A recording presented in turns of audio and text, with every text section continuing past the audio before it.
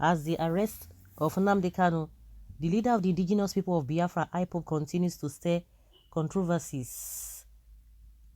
Evidence has emerged indicating that the Buhari regime abducted and repatriated him from Kenya. Since Mr. KANU'S repatriation in June, the regime has kept mute on the country where he was taken from, even though his family as well as his attorney, Ifeanyi Ejiofor, accused the regime in cohort with a Kenya government of abducting the separatist leader. Mr. Ejiofor claimed that Kenya Special Police Force detained and tortured the separatist leader before he was later handed over to the Nigeria government. Before Mr. Ejiofor's assertion, the Kenya High Commissioner to Nigeria, Wilfred Machage, had refuted claims that Mr. KANU was arrested in the country, describing it as deliberately concocted to fuel antagonistic feelings in the minds of certain sections of the Nigerian people against the people of Kenya. However, findings by the Guardian, a British outlet, indicated that Mr. KANU'S UK passport remains in Kenya. He was said to have entered the East African country this year with his British passport on a visa expiring in June, the newspaper said. The revelation appeared to show that Mr. KANU has yet to step away from the crude tactics he used during his days as a military junta in 1984, when a former Nigerian minister, Umar Diko, was abducted in London and put in a wooden crate to be shipped to Nigeria. British intelligence subsequently discovered Mr. Diko and thwarted the operation, subjecting both Mr. Buhari and Nigeria to global ridicule. Also, Kingsley Kanu, a brother to the British Nigeria citizen, claimed that they spoke over the telephone a few days before his arrest in June. I spoke to him on the phone. He was well in Nairobi. His associate said he went out. He didn't take his documents with him, so he wasn't planning on going anywhere. Then all of a sudden we see him paraded in handcuffs in Abuja, the outlet quoted Kingsley Kanu to have said. It is an extraordinary rendition aided by Kenya authorities, he said, just as he maintained that it is an outrage that cannot be allowed to happen. We are holding the Nigerian government and Kenyan government responsible. Kingsley further disclosed that the government of UK was in contact with the separatist leaders' legal team as their worries that he would be abused in detention. Last week, the head of communications British High Commission in Abuja, Dean Fullock, confirmed that the Foreign, Commonwealth and Development Office would provide consular assistance to Mr. KANU.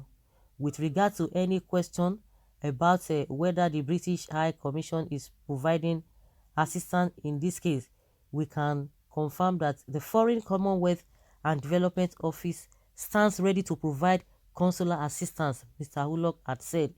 The IPOB leader was arraigned at the Federal High Court, Abuja, where the court ordered that he be remanded until the continuation of his trial set for July 26th. He faces an 11-count charge of treason, treasonable felony, terrorism, and illegal possession of firearms, among others.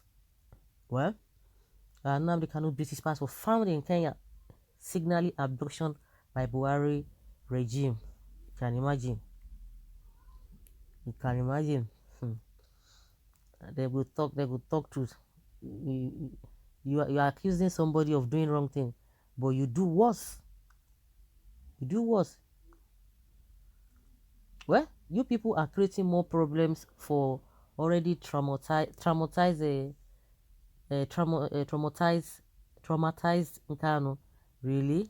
Is that what this person thinks? So all this information should not be made available to the people. Is that what this person is trying to let us know? Buhari will go to jail. By who? Whether it was an extraordinarily rendition in Kenya, Ethiopia, or whatever. That is not my business.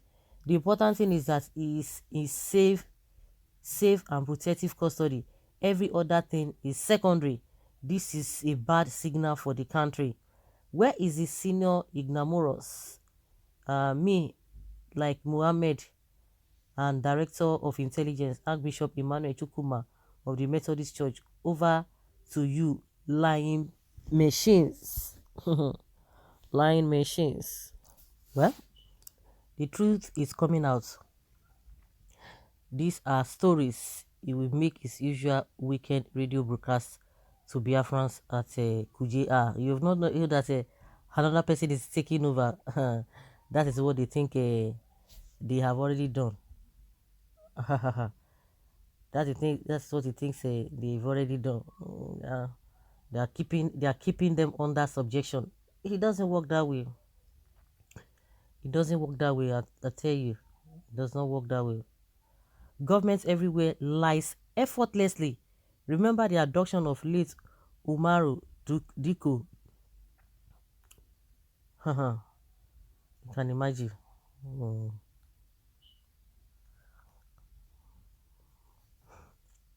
It's like a Nigeria government think the word whole world is they are foolish.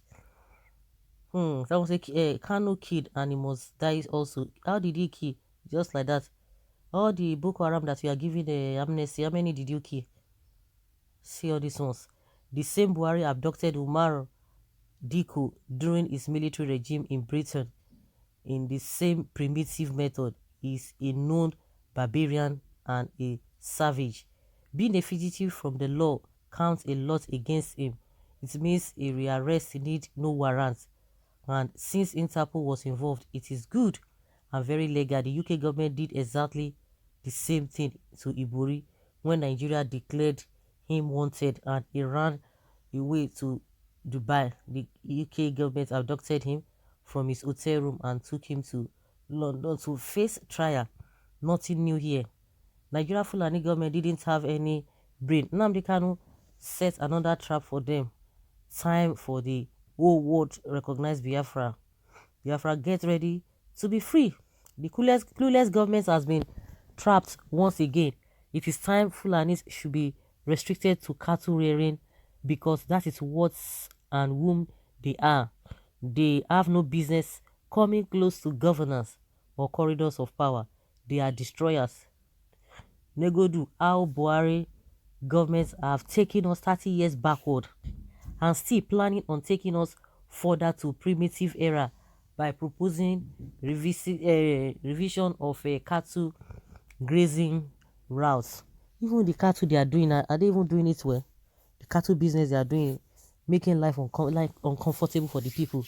Is that how to even rear a cow? Is that how it's being done in the modern day system?